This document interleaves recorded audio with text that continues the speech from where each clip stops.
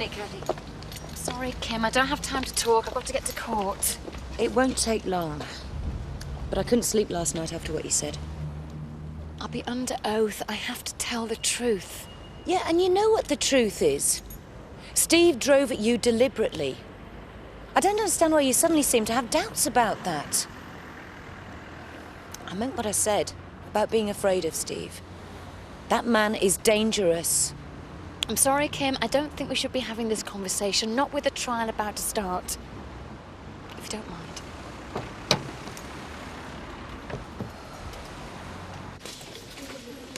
Oh, Mr. Clark. Good morning. Good morning, Miss Hughes. The head's asked me to give you one of these, an agenda for next week's staff meeting. Thanks, very exciting. Graham, can I see you this lunchtime? Yeah? Something I want to ask you. Oh?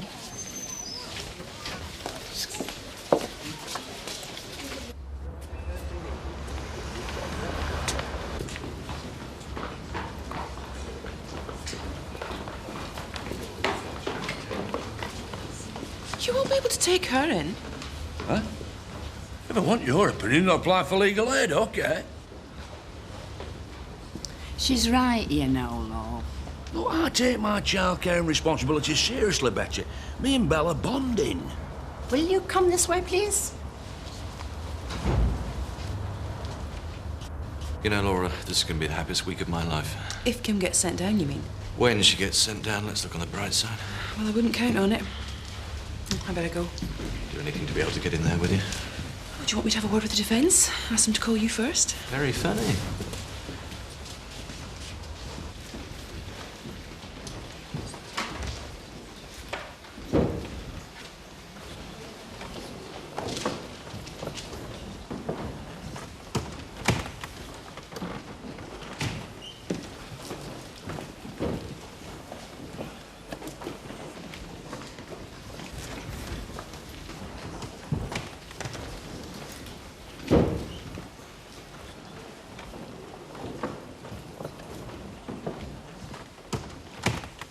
All stand.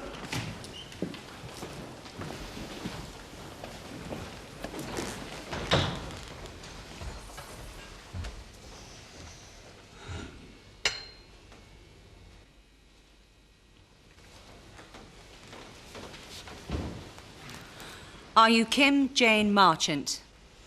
I am. Are you Stephen Marchant? Yes. You are both charged with theft. That on September 15th, 1998, you stole a stallion Orsino, valued at £300,000. How do you plead, Mrs. Marchant? Not guilty. Mr. Marchant? Guilty.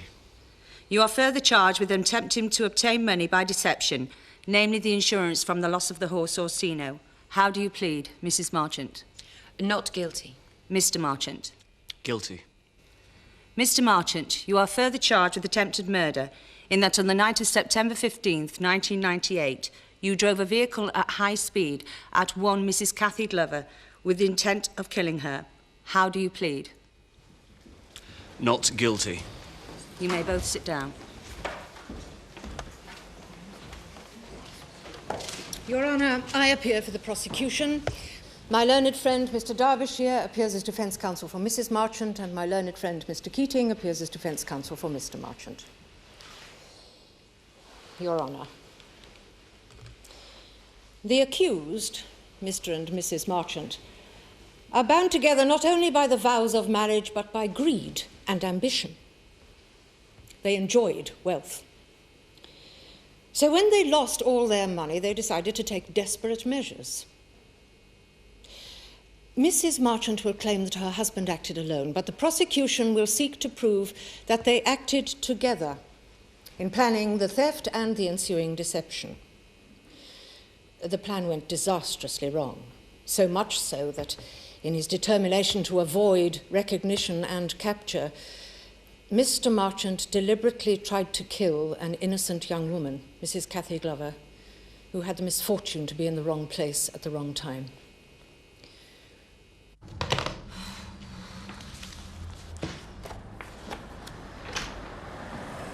Hi. What do you want? To see you. You've seen me.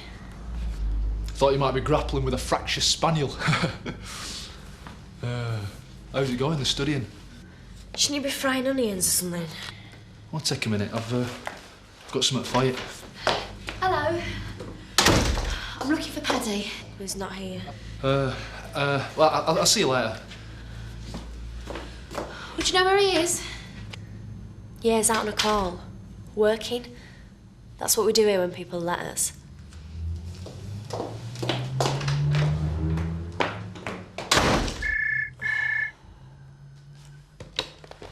Hello. Miss Dixon, you agreed a price of £200,000 and at midday on the 15th of September 1998 you met with Mr. Marchant in woods near the home farm stud where he handed over Orsino in exchange for cash. Is that correct? Yes. Did Mr. Marchant seem to be knowledgeable about horses? Well, he brought me the right one. Let me put it another way. It was Mrs. Marchant who worked at the stud, not Mr. Marchant. She knew all about horses and their value. Doesn't it seem improbable that he could have acted alone without her expertise and knowledge? Your Honour, my learned friend is inviting the witness to speculate. I agree. Please disregard that question. The theft took place in broad daylight. Mrs. Marchant worked at the stud. It must have been very difficult for Mr. Marchant to steal the horse without his wife noticing. Your Honour... Miss Sharp, I am not happy with this line of questioning. Very well, Your Honour. I have no more questions. Get out of that one, Kim, dear. Stay there. They should know everything you get up to, Dad. I've more practice than you, Pillock.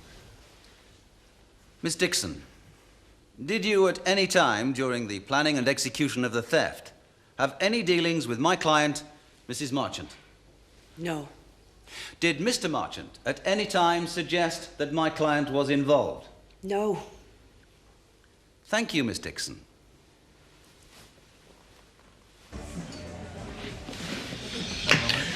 Cheers, mate. How are you coping without caffeine and butter? No problems. There's one I can't do without. In fact, I wish she was here right now. And yeah, nothing about staff shortage, eh? Could you do us a favour? What do you reckon to this? Oh, I didn't know you cared. It's for Lenya Burke. It's a Christmas present. A bit late, aren't you? I'll go in a field and ask a sheep. I might get a sensible answer. I'm kidding you. Yeah, it's great. She'll love it. Yeah? Yeah. Sure, won't she? So what's the prosecution counsel? I hope she's got the instincts of a Rottweiler. Why don't you get yourself some lunch? So who exactly did they see this morning? I mean, it can't have been many. Hasn't been enough time. Chris, I can't tell you what's going on in there. Not until you've given evidence. Oh, come on, Laura. Don't be so stuffy. Take your lawyer's wig off. We're friends, aren't we? We might not be for much longer if you don't give it a rest. Kim, how nice to see you here. Enjoying your last hours of freedom? Do you mind if we eat somewhere else? What for? The words condemned, hearty and breakfast come to mind.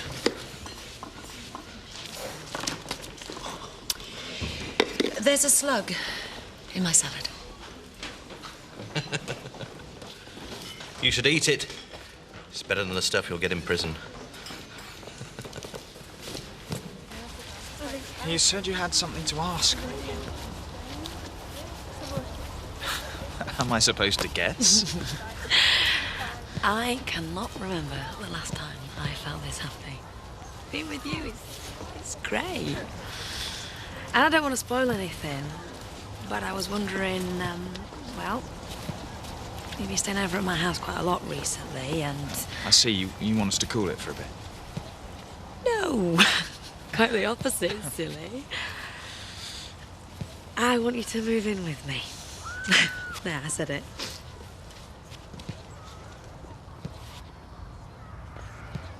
You mean live together? I'm sorry, it was a bad idea. Forget it. You took me by surprise, that's all. What does that mean, yes or no? I don't know. I wasn't expecting you to ask. Saved by the bell?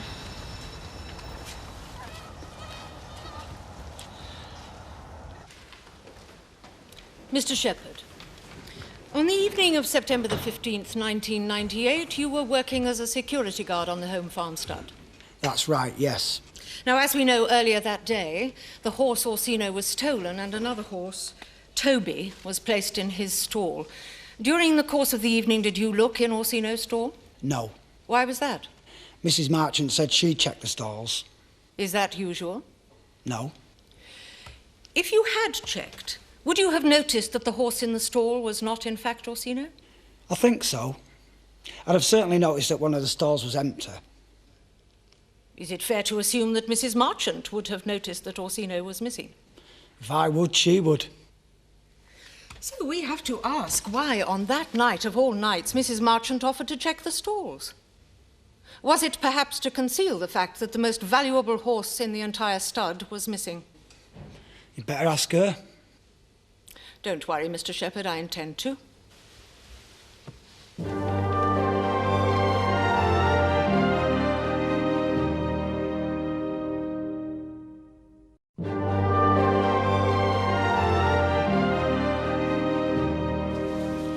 What do you reckon, Betty, about them horses?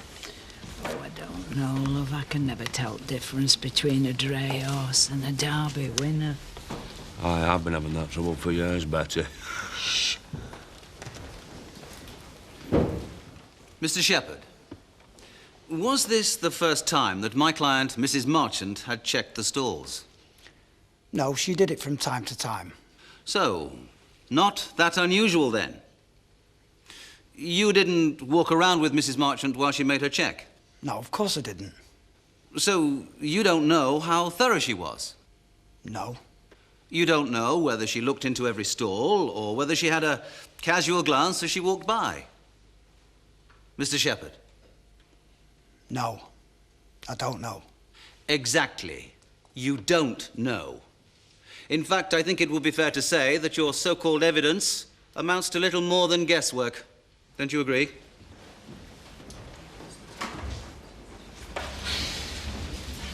Chris, I'm not sure I can go through with this. Of course you can. The whole village is rooting for you. Maybe, but I'm the one who's got to stand up there. Well, it won't be too bad. It'll be over before you know it. You know, Steve could go to prison for a long, long time. Oh, come on, Kathy. I mean, don't tell me you're starting to feel sorry for him. He deserves everything he gets. For goodness sake, he tried to kill you. Yeah, well, it all hinges on what I say. Well, tell them what happened. How he saw you in the road. How he drove the car straight at you. Just tell the truth. That's all you have to do.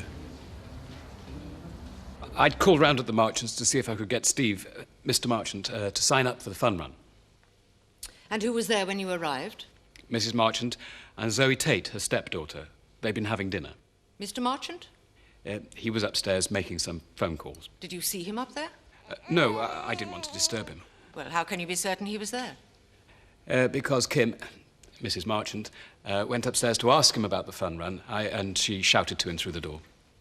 Did he reply? I didn't hear him. You wouldn't. By his own admission, we know that he wasn't there. The question is whether Mrs. Marchant knew that. What did she do when she came downstairs? She said he'd be down soon, and then she took some rubbish outside. Can you say what time that was? As a matter of fact, I can. It must have been just before 10. How can you be so sure of that? Because I went home soon afterwards. I switched the television on. I missed the first part of the 10 o'clock news. So, Mrs. Marchant was outside the cottage, on her own, just before 10 o'clock. Long enough to make a phone call? Yes, as I told the police.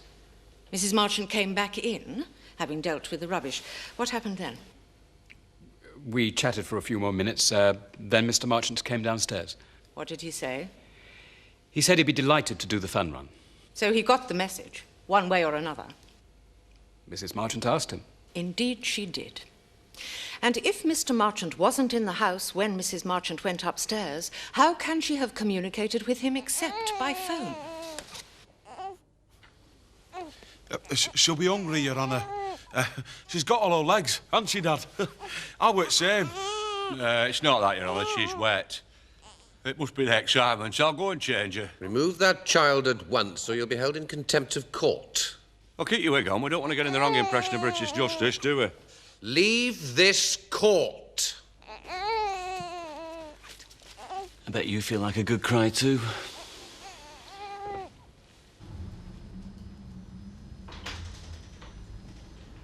Not you again. Well, I know you're busy, and I know at this precise moment in time you don't particularly want to see me. Not now, not ever. Yeah, I can understand you being angry. All is a minute of your time. For old time's sake. All right, get on with it. Say what you've got to say. Voila. What's that? Your Christmas present. Christmas present. I know it's late and I haven't put a ribbon round it, but it's for you, you know, for love. Well, I don't want it. You could at least open it. I think you'd be pleased. I chose it really carefully. Marlon, I don't want your little peace offering. And I don't want you. Now we close the door on your way out, please.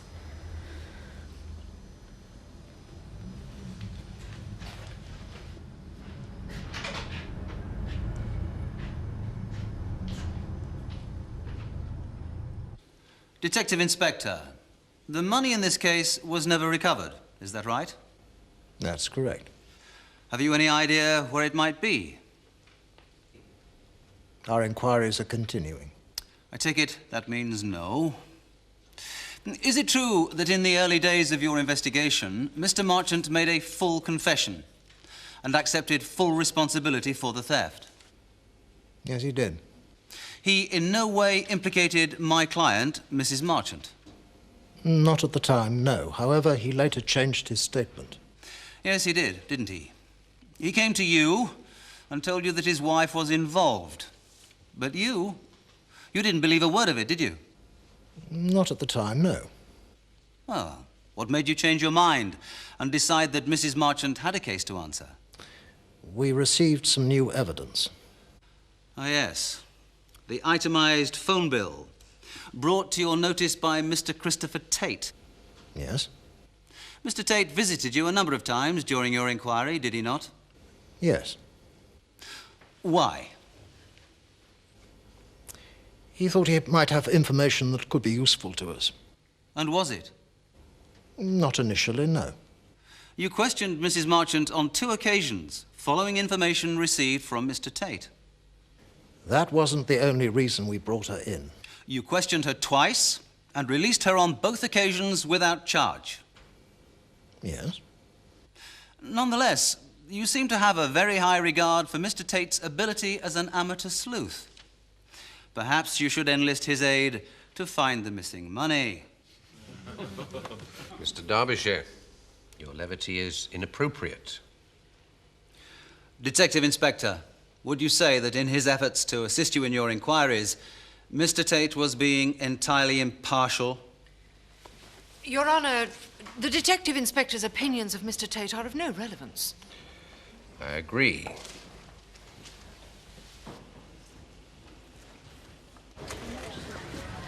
Graham, look, I'm sorry about what I said earlier. Putting you on the spot like that. Can we just forget I ever said it?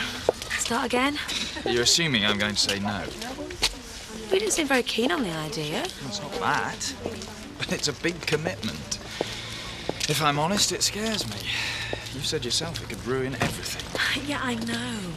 But I thought we could make it work. The way I feel about you. That's mutual. Oh, what the hell, let's give it a try. Are you sure? No, but I'm prepared to take a chance if you are. Oh, it'll be great. You'll see. You'll see.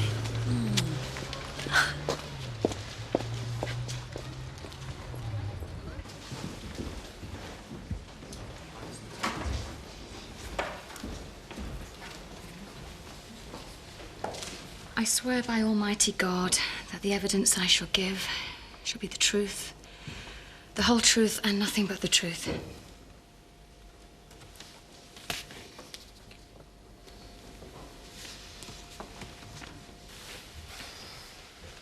Mrs. Glover, I realise that this is not going to be very easy for you, but I would like you to tell the court what happened to you on the night of September the 15th last year. Yes. I'd been out for a meal with a friend, but he had to leave early, so I had to go home alone. On the way back, the taxi driver became very unpleasant, so I asked him to stop the car. The taxi dropped you on the road not far from the home farm stud. Yes. Mrs. Glover, take all the time you need. Thank you. I set off to walk back home. It was quiet. I'd walked that way 1,000 times before, and I didn't expect.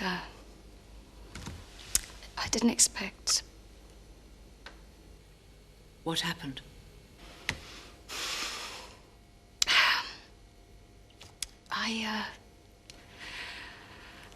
I heard a car engine.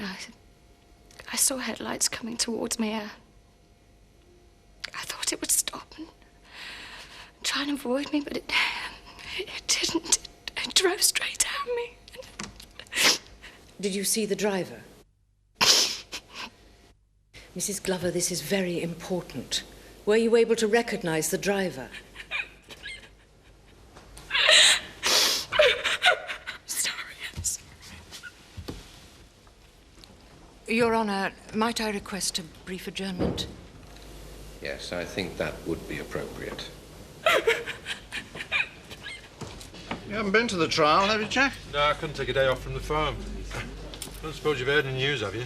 Oh, well, it's early days yet, but I'll probably get an account of the day's proceedings before long. I reckon Steve Martin's guilty as sin. He'll have grey before he gets out. No, it's what the jury thinks that counts. If you ask me, he's trying to drag Kim into gutter with him, poor lass. So you think she's in the clear then, do you? I'll put money on it. Well, I hope you're right. But if Steve Marchant did try and kill Kathy, they can throw away the key as far as I'm concerned. I'll drink to that. Are you quite sure you're ready to continue, Mrs. Glover? Yes. Before the adjournment, I asked you if you recognized the driver of the vehicle which knocked you down. Yes, I did. And who was it?